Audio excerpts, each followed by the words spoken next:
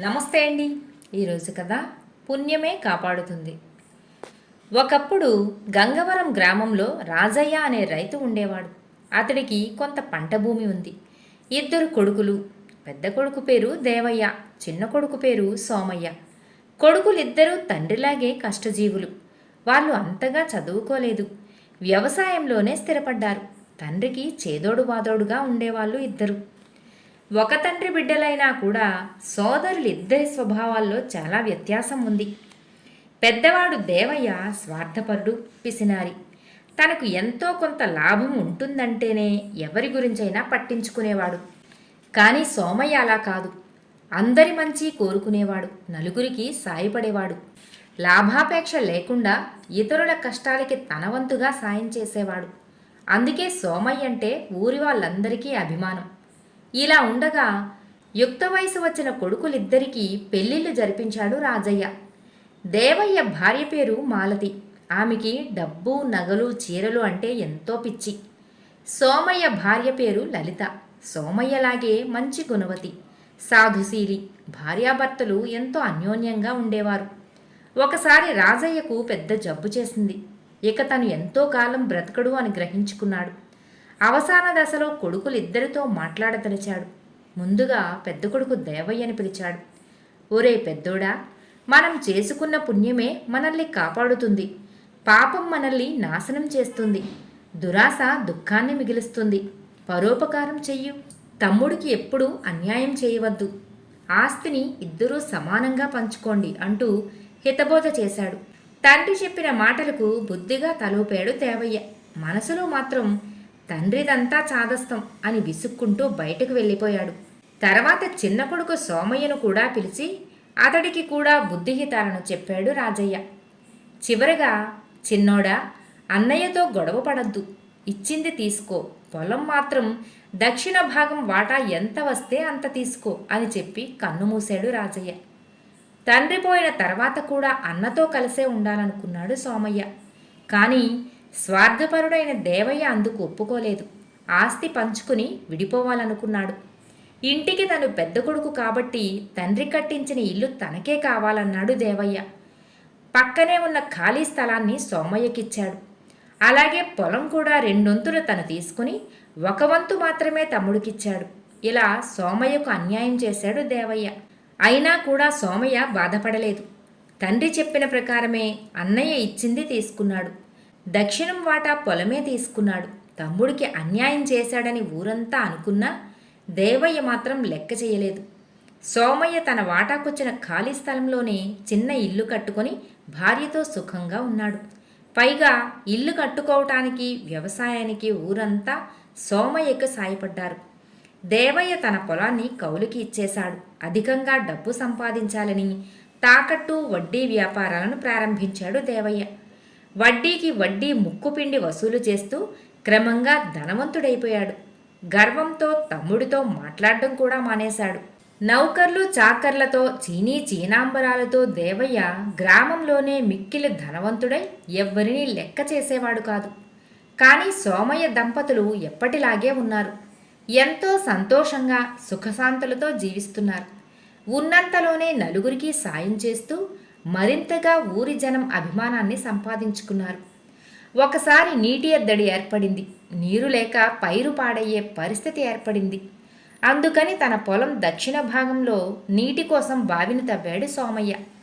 అప్పుడు ఒక మట్టి పాత్ర దొరికింది అతనికి. ఆ పాత్ర నిండుగా బంగారు నాణాలున్నాయి. వాటిని చూడగానే సంతోషించాడు సోమయ్య. వెంటనే ఈ విషయాన్ని దేవయ్యతో చెప్పాలని అక్కడి నుంచి బయలుదేరాడు. అతడి ప్రయత్నాన్ని అతని భార్య అడ్డుకుంది. నీ అన్న మీ తండ్రి చెప్పిన ప్రకారమే ఏమీ చెయ్యలేదు కదా. వాటా పంచటంలో కూడా మనకు అన్యాయమే చేశాడు. ఇప్పుడు ఈ నిధి దొరికిన సంగతి తెలిస్తే ఇందులో కూడా వాటాకొస్తాడు. మనకు మేలు చేయాలనే మామయ్య గారు ఎంతిస్తే అంత దక్షిణ పొలం తీసుకోమన్నారు. మనం ఈ నిధి గురించి ఎవ్వరికీ చెప్పవలసిన పనిలేదు అన్నది భర్తతో. భార్య మాటల్లోని వాస్తవం తెలుసుకున్న సోమయ్య ఇక ఎవరికీ నిధి గురించి చెప్పలేదు. సంవత్సరం తిరిగేసరికి తనున్న చోటే గుడిసె స్థానంలో అన్నలాగే మంచి భవనం కట్టుకున్నాడు సోమయ్య. అనేక మంచి పనులు చేశాడు. ఎందరో పేదలకి సాయం చేశాడు. గ్రామంలో నలుగురి కోసం మంచినీటి చెరువును పూడిక తీయించాడు. గ్రామంలో గుడులు బాగు చేయించి ధూపదీప నైవేద్యాలతో కలకలలాడేట్టు చేశాడు. క్రమంగా సోమయ్య గురించి చుట్టుపక్కల గ్రామాలకు తెలిసిపోయింది. తమకు సాయం కావాలన్నా, ఏ సలహా అవసరమైనా వచ్చి సోమయ్యనే సంప్రదించసాగారు అందరూ. సోమయ్య కీర్తి ప్రతిష్టలు అలా వ్యాపించటం చూసి మెచ్చుకోవలసింది పోయి అసూయపడేవాడు అన్న దేవయ్య. అసలు తన తమ్ముడికి అంత డబ్బు ఎలా వస్తుందో తెలియక తెగ బాధపడిపోయేవాడు. ఇలా ఉండగా ఒకరోజు అర్ధరాత్రి సోమయ్య ఇంట్లో ముగ్గురు దొంగలు పడ్డారు. అప్పుడు నిద్రపోతున్న సోమయ్యను చూసి ముగ్గురిలో ఒక దొంగ అపచారం జరిగినట్టు బాధపడిపోతూ దూరం నుంచే నమస్కారం పెట్టి మిగిలిన ఇద్దరినీ పక్కకు తీసుకుపోయాడు.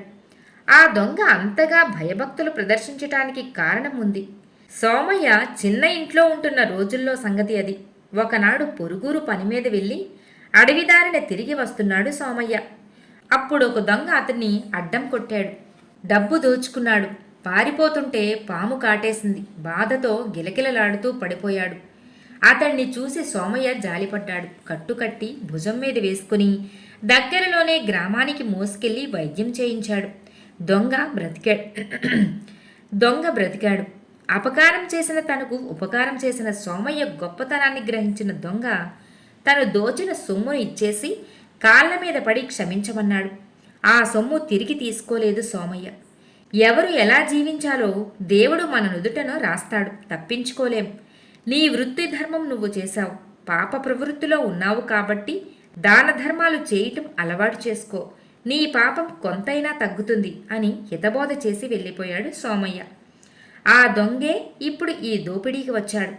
వెంటనే ఆ దొంగ తా తోటి దొంగలతో, ఒరేయ్, స్వార్థం లేని మహారాజు ఆయన, తెలియక ఈ ఇంట్లోకొచ్చాం. అక్కడ దొంగతనం చేస్తే మనకి పుట్టగతులుండవు. పదండి, మరో ఇల్లు చూసుకుందాం అంటూ వాళ్ళని తీసుకువెళ్ళిపోయాడు. పోతూ పోతూ వాళ్ళు పొరుగుల్లో దాచుకున్న బంగారు నాణాలు కొన్ని సోమయ్య ఇంట్లో వదిలిపోయారు. సోమయ్య చేసే పుణ్యకార్యాల్లో తమకు భాగం ఉంటుంది కదా అనుకుంటూ. ఆ తర్వాత పక్కనే ఉన్న దేవయ్య ఇంట్లో పడి వెండి బంగారంతో సహా పూచిక పుల్ల వదలకుండా సర్వం దోచుకుపోయారు ఆ దొంగలు. దేవయ్య ఇంట్లో దోపిడీ జరిగిన సంగతి తెల్లవారేసరికి ఊరంతా గుప్పుమంది. కానీ గంపెడు దుఃఖంలో ఉన్న దేవయ్య కుటుంబాన్ని ఒక్కరూ పలకరించలేదు, పరామర్శించనూ లేదు, ఓదార్చటానికి రాలేదు. పైగా తగిన శాస్తి జరిగిందని అంతా సంతోషించారు. కానీ జరిగిన దానికి సోమయ్య దంపతులు చాలా బాధపడ్డారు. తన అన్న దేవయ్య తనను ద్వేషించాడు కానీ తామెప్పుడూ వాళ్ళని ద్వేషించలేదు. భార్యా సమేతంగా వెళ్ళి అన్నా వదినల్ని పరామర్శించారు సోమయ్య దంపతులు. ఆ కష్టకాలంలో తమ్ముడు వచ్చి పరామర్శిస్తుంటే దేవయ్యకు దుఃఖం ఆగలేదు. తమ్ముణ్ణి కౌగిలించుకుని ఏడ్చేశాడు. ఆ రోజు మరణశయ్య మీద తండ్రి చేసిన హితబోధ అప్పుడు గుర్తుకు వచ్చింది దేవయ్యకు. అవును, తమ్ముడు చేసుకున్న పుణ్యమే అతన్ని కాపాడింది. తాను చేసిన పాపం తననే నాశనం చేసింది. ఇక నుంచి తమ్ముడిలాగే మంచి మార్గంలో నడవాలని ఆ క్షణమే నిశ్చయించుకున్నాడు దేవయ్య. సోమయ్య అన్న కుటుంబాన్ని ఓదార్చటమే కాదు, తిరిగి వ్యాపారం చేసుకోవటానికి కొంత డబ్బు కూడా సాయం చేశాడు. ఆ తర్వాత కాలంలో దేవయ్య కూడా న్యాయంగా సంపాదించి 10 మందికి ఉపయోగపడుతూ తమ్ముడు సోమయ్యలాగే మంచి పేరును సంపాదించుకున్నాడు. కథ సమాప్తం. మిత్రులారా, మరో కథతో మళ్ళీ కలుద్దాం.